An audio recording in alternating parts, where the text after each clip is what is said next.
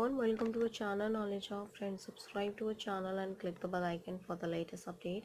Today we're gonna start with your industrial management class, and this is your industrial management second class. Hopefully I had gone through with our first class where I had discussed about before the productivity measurement, and before that we had discussed about the factors affecting the manufacturing and the service sector, and as well as the benefits of productivity, benefits of management. That what we had discussed in the last classes, and hopefully you had also gone through with it, क्योंकि अभी तक class first ही हुआ है, तो अगर तक अभी आपने नहीं हमारा चैनल सब्सक्राइब किया है या फिर आप हमारा चैनल फर्स्ट टाइम देख रहे हो, तो इट्स अ ह्यूज रिक्वेस्ट कि आप हमारे चैनल को सब्सक्राइब करो सो दैट हम जो भी वीडियोस डालें वो आपके पास सबसे पहले पहुँचे। एंड सेकेंडली, अगर आपको हमारा वीडियो अच्छा लगे तो प्लीज़ हमारे वीडियो को लाइक, शेयर और सब्सक्राइब करो सो दैट ज़्यादा से ज़्यादा लोग के पास वीडियो पहुँचे, ज़्यादा से ज़्यादा लोग इसका यूटिलाइजेशन भी कर सकें।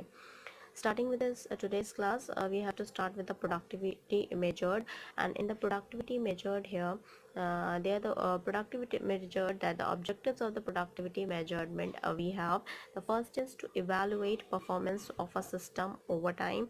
The second is for the comparing the different systems for a given level, and the third is for comparing the actual productivity of the system with its planned productivity. These were the three productivity measurement that has to be focused on, that the objectives of the productivity measurement we have. In reference to this, we can say that a common problem in measuring the productivity is different kind of output of any system, that usually both input and output are expressed in the monetary terms. Now we'll discuss about the material production. Here we'll discuss about the material productivity, where the productivity of the material is a key factor of the economic production here. And in reference to the material productivity, that material productivity is defined as the ratio of the number of units produced to the cost of material.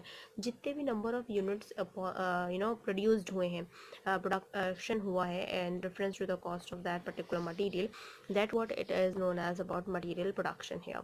In regard of the material production, if I'm talking about the material production का जो formula, if you have to find out the material productivity of a particular question or of a particular substance, you can just write it down. Material productivity is equals to number of unit produced, जितना भी number of unit produced हो रहा है, मान लो 30 produced हो रहा है, and the cost of the material, कितना material का cost है, like 5 है अगर, तो we'll go but cancel it out and then we'll get कि material productivity कितनी है.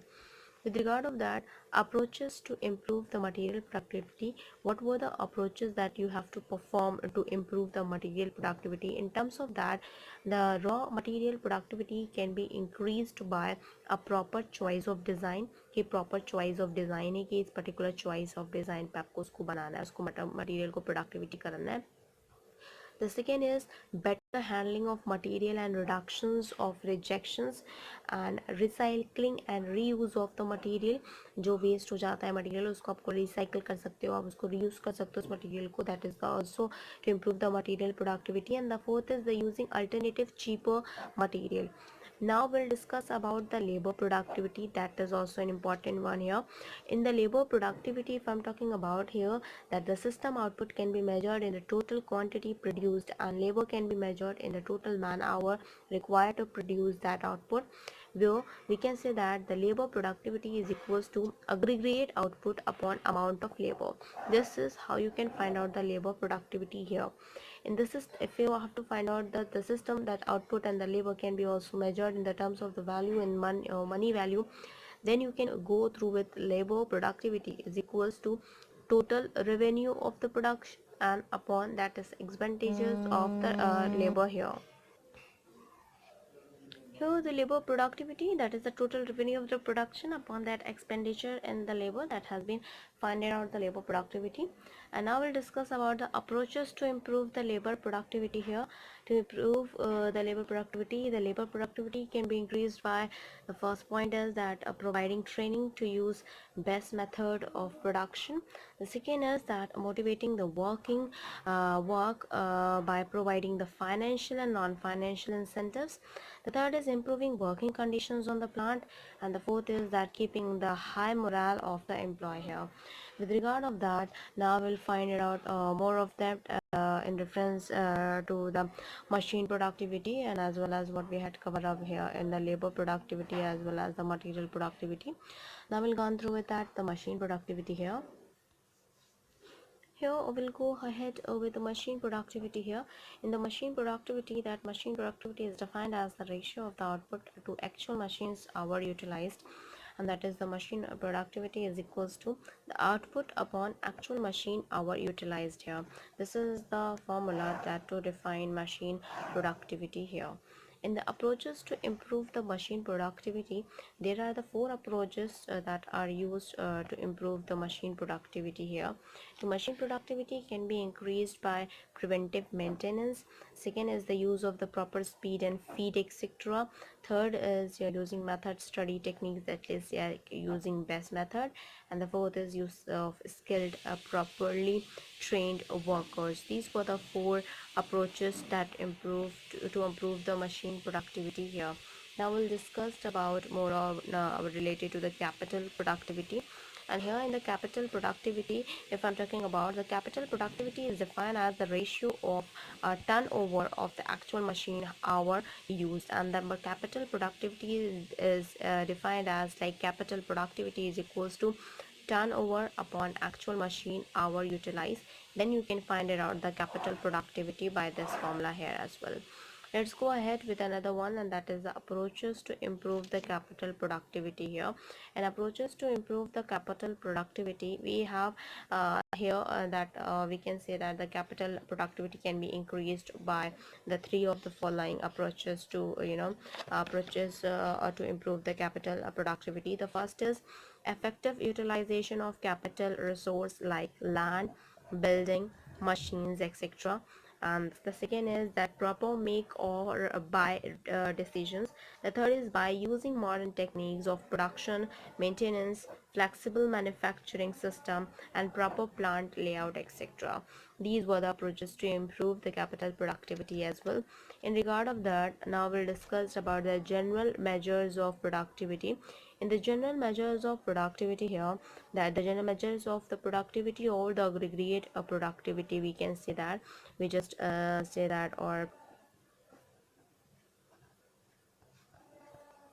aggregate productivity is expressed as computed by following expression. The formula we have is that aggregate productivity is equals to output upon land plus labor plus material plus machine plus capital plus other inputs. Then you can find it out the aggregate productivity from this formula here. Now we'll discuss more on in reference to the productivity here, and that is the productivity index.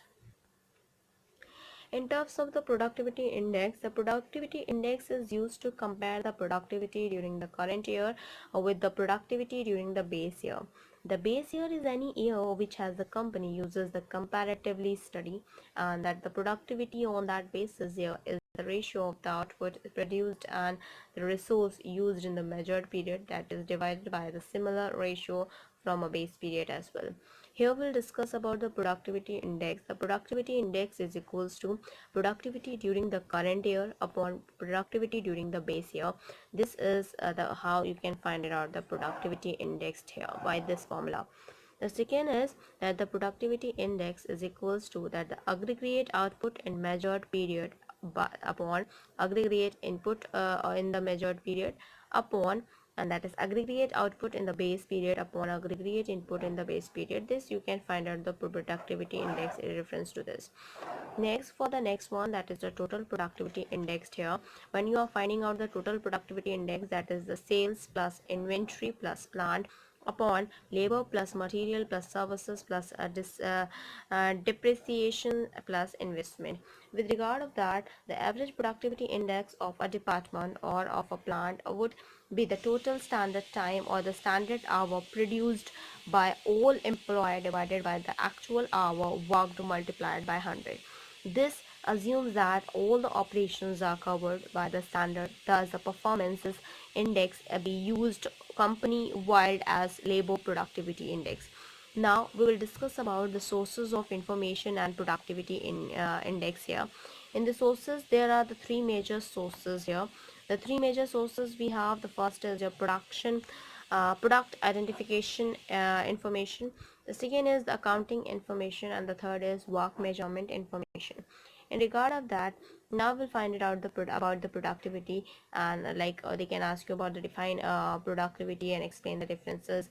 Yeah, the differences of productivity system and the appropriate so examples like this, they can ask you different types of productivity here as well. So first we know about the productivity. The productivity is defined as the ratio of output and input. So you can just represent the productivity in the form of productivity equals to output upon input here.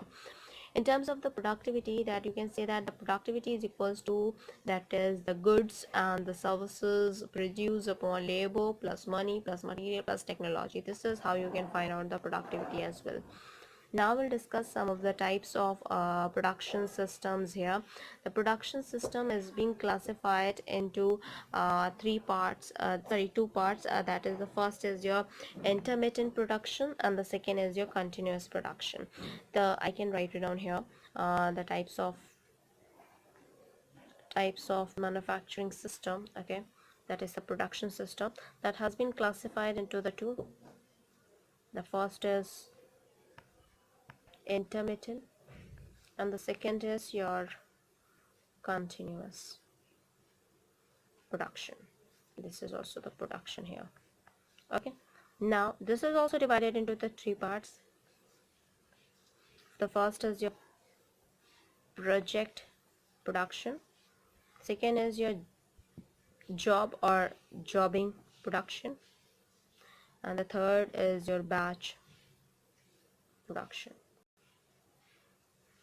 For here, the continuous production are divided into two. First is mass flow production, the second is process production. So this is a type of manufacturing system. So types of manufacturing system is divided into two, that is intermittent productions and continuous production. Intermittent is divided into two, that is project production, jobbing production, batch production, and the continuous production, that is mass and flow production or process production. In reference to this, intermittent production have been divided into three, that as I told you, project production, job production, batch production. The continuous production, that has been divided into two, that is mass production and the process production here. For the intermittent production, if I'm talking about here, an intermittent production, in intermittent production system, the goods are manufactured specially to fulfill the order by customers rather than for stock, and here the flow of that material is intermittent. In the system, the production facilities are flexible enough to handle a wide variety of the product and sizes. As well as, if I'm talking about the characteristics of intermittent, so the first characteristic is that most products are produced in small quantities. Machines and equipment are led out by the process. The third characteristics we have is workloads are generally unbalanced. The fourth is that highly skilled operators are required for efficient use of the machines and the equipment. The fifth characteristic is in-process inventory is large in the intermittent. Now for the project production here, the project production, that is the project productions has definite beginning and definite end. The project prediction has non-uniform requirement of resource. Project prediction involves different agencies. Project production is used a fixed position layout. The examples of project predictions are manufacturing of ships, aircraft, constructions of building, bridges, and etc. This one comes under the project production. Now we'll discuss about the jobbing production or job production. Jobbing production requires a highly skilled labor. In the jobbing production, that requires highly competent and knowledgeable supervision. That jobbing productions require limited functions of productions planning and control, and tools that control the function is simple, and that standard tools are stocked while special tools are either made or purchased on request. The scheduling activity is decentralized. A schedule is prepared to show that the start and the completion date of each major component of the product in the job billing production. Now comes towards it the batch production. In the batch production, if I'm talking about the items are processed in lots of the batches, unlike job type system where one item is produced during each production run.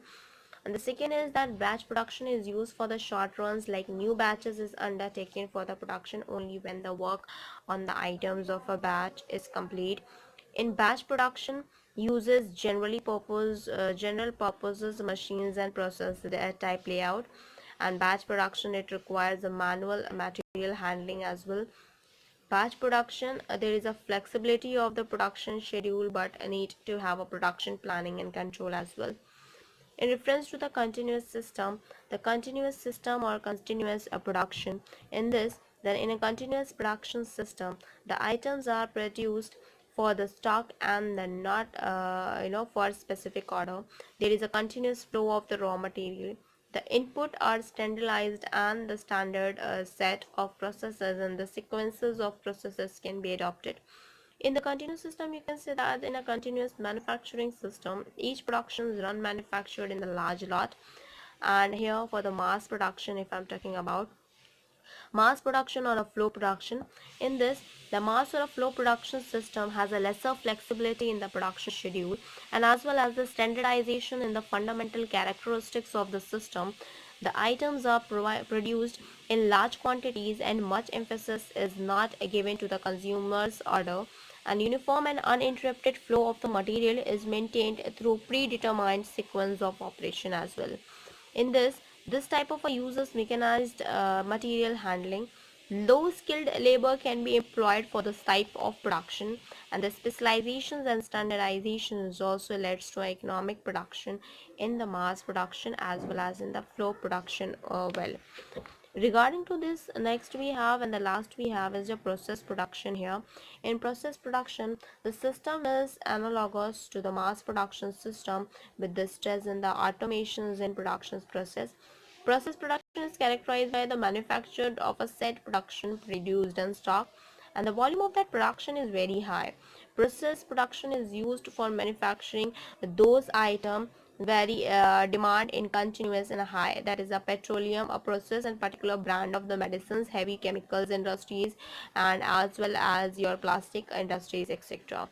In single raw material can be transformed into the different kinds of product and at different stages of the production process, like example like processing of a crude oil in the refinery, and one gets kerosene, gasoline, and at a different stage of the production as well. This is a type of production that we are dealing here. Now we'll discuss about the next more thing, that is that production management is different from the operation management, or we can say that describe the intermittent and the continuous production, that what actually we had done here. Now we'll discuss here about the production management here on the operation management. In terms of operation management here, the operation management is the study of the set of activities comprises the supervision, planning, designing of business operation in the field of the manufacturing of goods and services is termed as operational management. In that we can say that here that the purpose of the operation management is to make a certain of the operations of business and are efficient and effective in a minimum of wastage, and whereas the operations management tries to cut down resources involved operation while at the same time making operations effective and productive. In fact, operations management is concerned on processes than the people or a product. And even though the operation management is a nutshell is using physical resources in an optimum manner, and that converting input into the output, and so as applied to the market of the desired and the finished product here. With regard of that, the product now we'll discuss about the production management here. In regard of the production management, the production manager states that the production management focuses especially on the product of the goods and the services, and is concentrated upon the churning output and input here. With regard of that, churning output from input, so it is a broad sum of the activities that go into the turning raw material into the final finished product. One may feed that the production management is a subset of the operation management, but the production management in itself is a broad subject that comprises the production planning and as well as the control. and inventory management and the operation control as well. In regard of that, the production management includes all management activities spanning selections, designing, operating, controlling, and updating the production system as well. Now, as we had discussed about the intermittent and the continuous here, now we'll discuss about the differentiate between the job production, batch production, and the mass production here. Now, here this is the basics of comparison that we are dealing with a reference to the mass production, job production, as well as the batch production. So here the first we have is your meaning. In the meaning, the mass production is that what is the meaning of mass production, what is the meaning of job production, what is the meaning of batch production as well. In the mass production, that is the mass production means production of one or two standard products on a large scale. The job production is that job production means that manufacture of the product as per the specification given by the customer. It is a special order of production. In the batch production here, the batch production means that the productions of a number of identical items to meet a specific order or to satisfy the continuous market demand. This is what known as about batch production here. Now we'll discuss about the method of production here. In the method of production here, the flow of the material is in the straight line. All facilities are arranged as the sequence of the operation.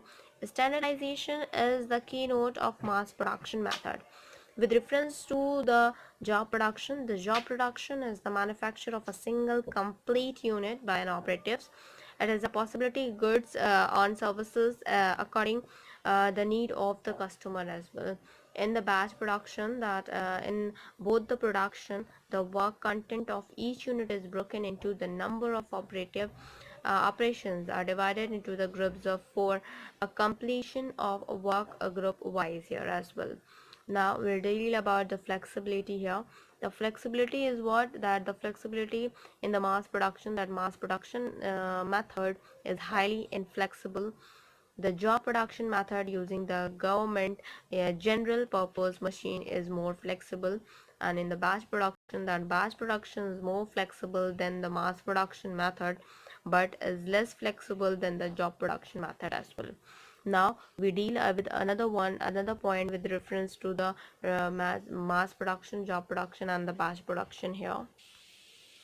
Now here for the capital investment, for the mass production here, that huge capital investment is required due to the duplication of machineries.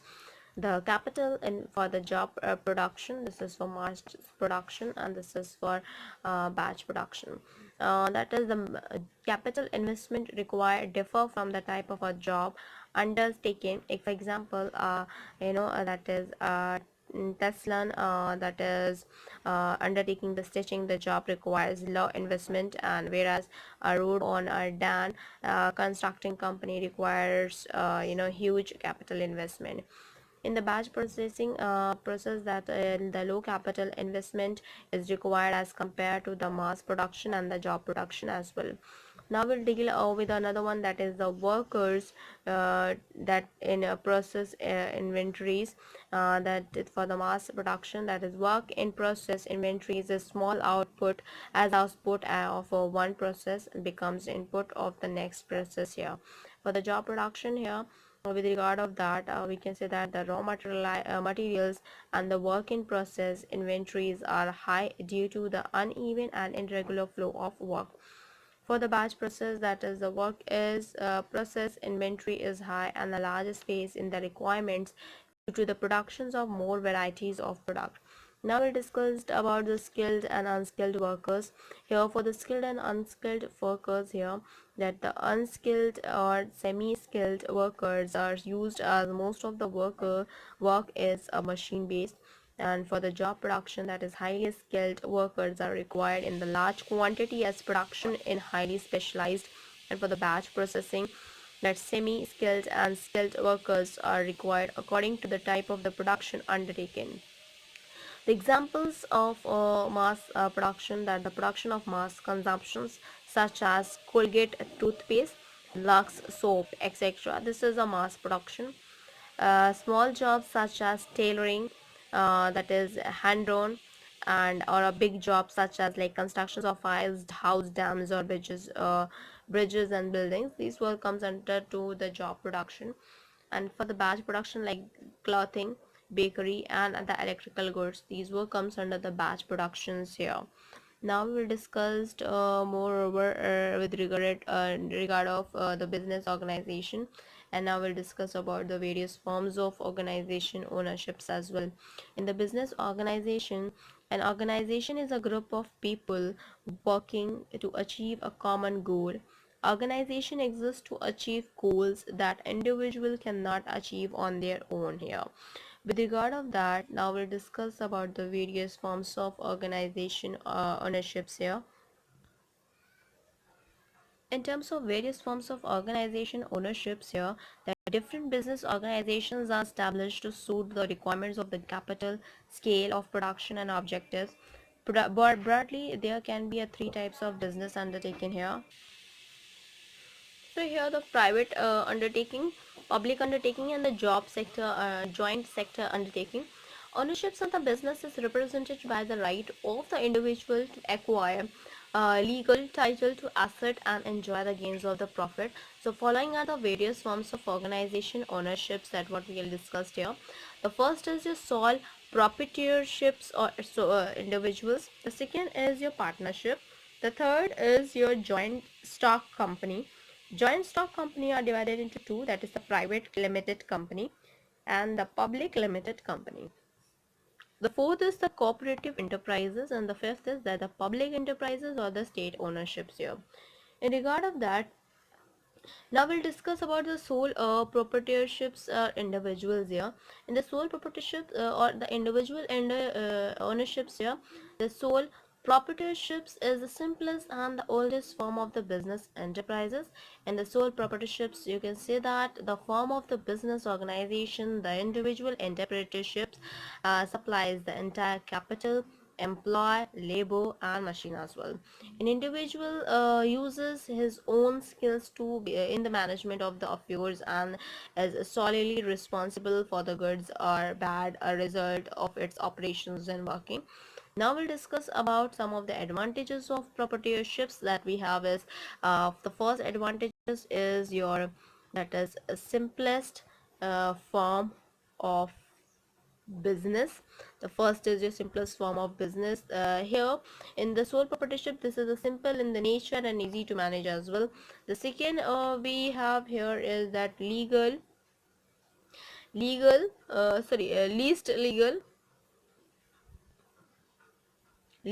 legal complications.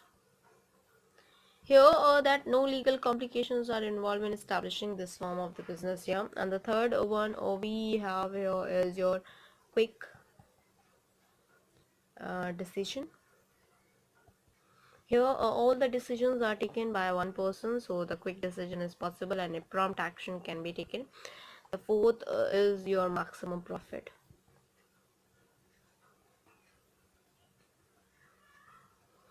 That is, the only a person enjoys the profit which he earns from his business. And the fifth is personal care. In personal care, the proprietor can take great or to satisfy the taste of his customers.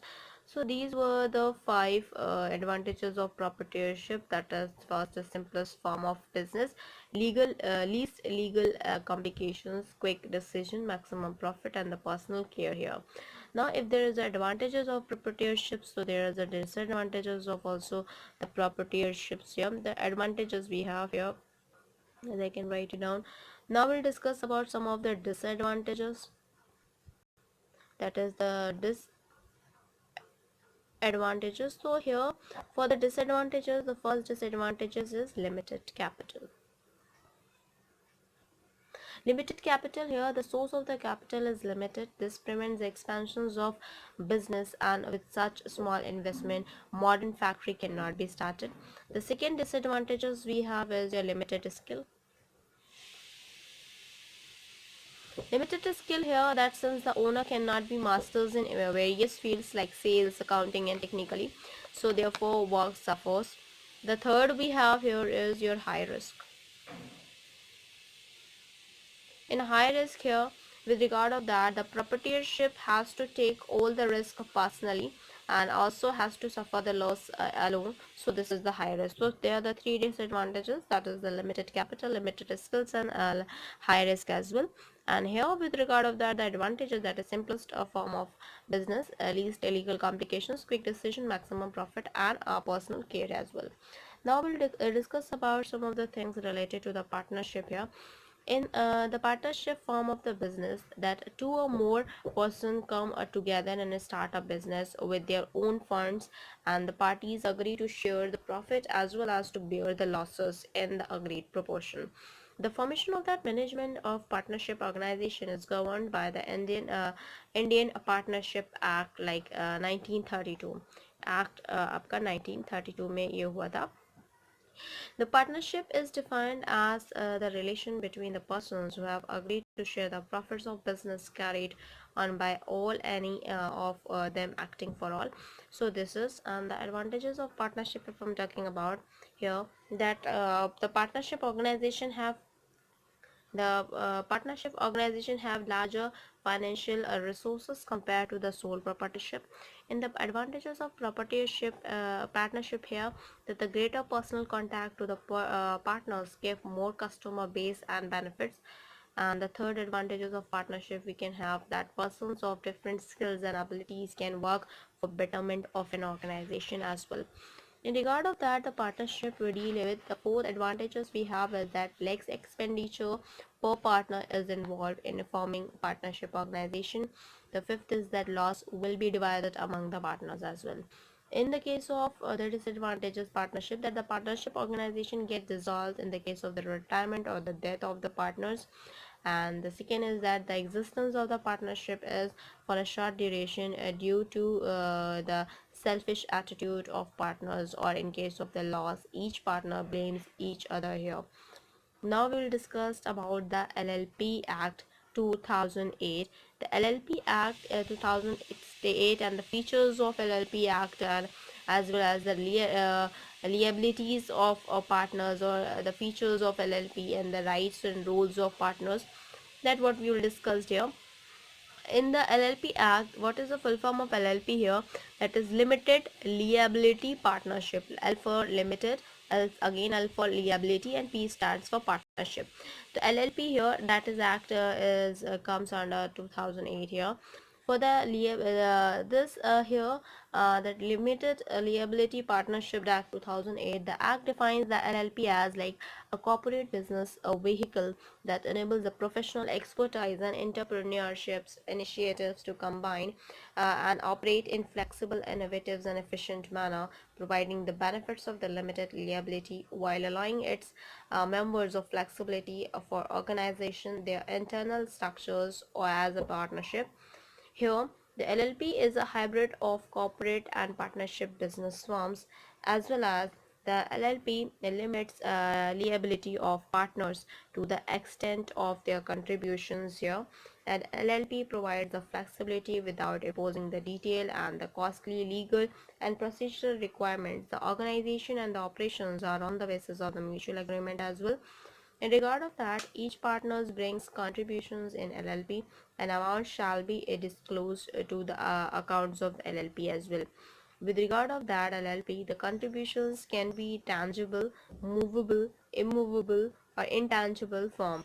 In the case of the tangible or intangible, other than the cash, that forms the contributions or contributions by the way of the services of the contract, that shall be valued by the practicing the chartered accountant, or the cost of the accountant, or the approved value as well.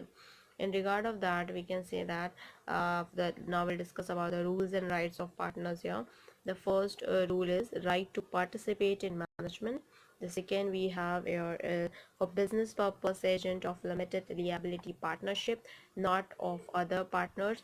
The third is we have is that ethical daily to daily to complete that comply with all the provisions of LLP Act and LLP argument here agreement. Now we'll discuss about the liability of partners. And liability of partners here, we'll discuss the first liability of partners we have, the limited to the extent of their contribution. The second is not liable for the wrongful act omissions of the other partners. The third is not liable for the obligations of LLP arising out of a contract. The fourth is that unlimited unlimited liability of the partners in the case of the travel here, in the case of the fraud here. Now we'll move ahead with the features of LLP, and that is the last topic of the session as well. Now in the next coming classes we'll discuss more over regarding this features of LLP. The first feature is that is body corporate. Second is your separate legal identity. The third is your pre-purchase suggestion. The fourth is only with profit emotions. The fifth is that limited liability of partners, non-applicable of Partners Act, and minimum two partners for the incorporations. These were the features of LLP here. Now on moreover we'll discuss in the next coming class the benefits of LLP as well, and moreover the next most things in the class in the industrial management. If I'm talking about, this is the second class of industrial management, where we had discussed about unit 1, that is the introduction, the concepts and the scope of the industrial management, productivity definitions, measurement, productivity index, types of the production system, and the industrial ownership that we had discussed. In the unit 2, what we have to discuss is the functions of management, Taylor's scientific management theory, FIA's principles of management, and the social responsibilities of the management, introduction to the human resource and the management, nature of HRM, functions of importance of HRM here. Then in the next unit third, we have to study about the work study, introduction, definition, objective steps in the work study, method study, definitions, objective steps of method study, work measurement, purpose, types of study, stopwatch method, step allowances, standard time calculations, work sampling, production planning and control. Then inventory control में inventory cost models and of inventory control, EOQ, ABC, VED. The unit 4, we have to discuss about the quality control, that is the statistic quality control charts for the variables and attributes, acceptance sampling, that is single sampling, double sampling plans, introduction to TQM. Then unit 5, we have to discuss here, that is the project management, the project network analysis, CPM, PERT, and project crashing, and as well as the resource leveling here. So all these what we have to discuss here in all, and this is industrial management as a subject which is common to all the BTech semesters, all the BTech branches. So you have to go through with that. You can just gone through with it, and hope I will be providing more subjects as well as the cyber security, as I had given you the class of 2, and then I will providing you next classes also. First of all it's a huge request, अगर आप हमारा channel first time देख रहे हो तो please go through with the subscribe button, please like share and subscribe our channel. Thank you, hope you enjoy this video. If you like this video, please give a thumbs up and give your suggestion in the comment box. Please like, share and subscribe our channel. Thank you.